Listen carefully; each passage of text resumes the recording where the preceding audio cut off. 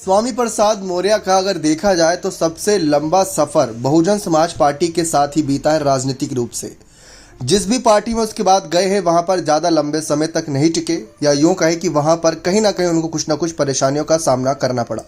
भले ही भाजपा के साथ उन्होंने रहकर 5 साल अपना मंत्री पद भी कार्यकाल संभाला, लेकिन उसके बाद सपा में आए तो वहां पर मुश्किल से मुश्किल 2 साल का ही सफ़र रहा। और अगर हम बहुजन समाज पार्टी की बात करें तो करीब 1996 से लेकर साल 2016 तक का उन्होंने सफ़र तय किया, यानी 2 दशक का। ये बहुत बड़ा सफ़र होता है।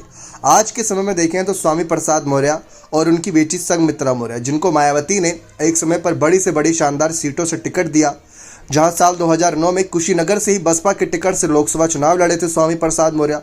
भले ही बहुत कम अंतर से हारे थे, इसी कॉन्फिडेंस के साथ वह इस बार लोकसभा चुनाव के रण में कुशीनगर से अकेले उतर रहे हैं।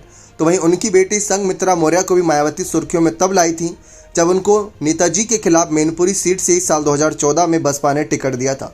वहां पर भी संघमित्रा मौर्य ने पहली बार चुनाव लड़ते हुए कड़ी टक्कर दी थी, क्योंकि नेताजी का गढ़ था, नेताजी की बनी बनाई सीट थी। इस वजह से वहां पर उनको कोई हरा पाता ये बहुत मुश्किल था।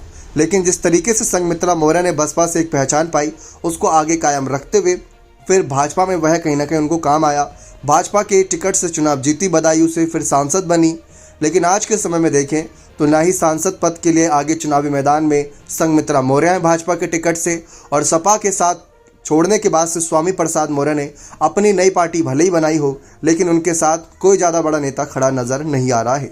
यानी कि जो नई पार्टी बनाने के बाद एक बड़े दल की आवश्यकता होती है, जैसे सुभाषपा का साथ यहाँ पर अखिलेश यादव ने दिया था, संजय निषाद का साथ अखिलेश यादव ने दिया था, यहाँ तक कि राजा भैया लंबे समय तक समाजवादी पार्टी में रहे। ठीक वैसे ही स्वामी प्रसाद मौर्य के साथ इस वक्त उलट देखने को मिल रहा है। उनका साथ किसी को यहाँ पर शायद रास नहीं आ रहा है, इसी वजह से स्वामी प्रसाद मौर्य अकेले हैं।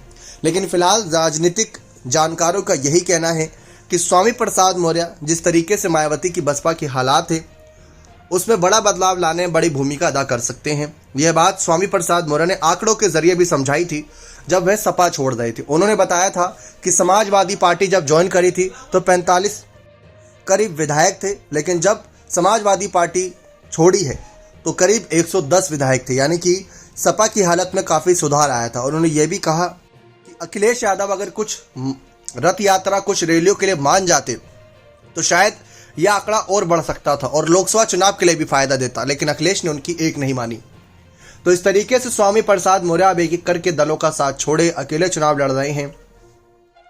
देखते हैं कि क्या हालात रहते हैं और इस बार लोकसभा चुनाव में स्वामी प्रसाद मौर्य कैसा प्रदर्शन करेंगे। संघमित्रा मौर्य तो चुनाव नहीं लड़ रही हैं। बदायूं से भी, मैनपुरी से भी भाजपा ने लगभग सभी सीटों से अपने अपने प्रत्याशी अनाउंस कर दिए हैं।